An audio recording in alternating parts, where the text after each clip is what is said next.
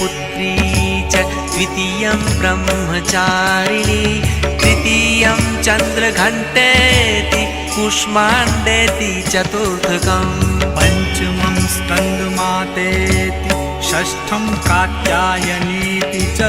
सप्तमं कालरात्रीति महागौरीति चाष्टमम् नवमं सिद्धिदात्री च नवदुर्गाः प्रकीर्तिता उक्तान्येतानि नामानि ब्रह्मणैव महात्मना अग्निना दह्यमानस्तु शत्रुमध्ये गतो रणे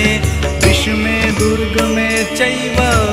भयार्ताः शरणं गताः न तेषां जायते किञ्चिदशुभं रणसङ्कटे तापदं तस्य पश्यामि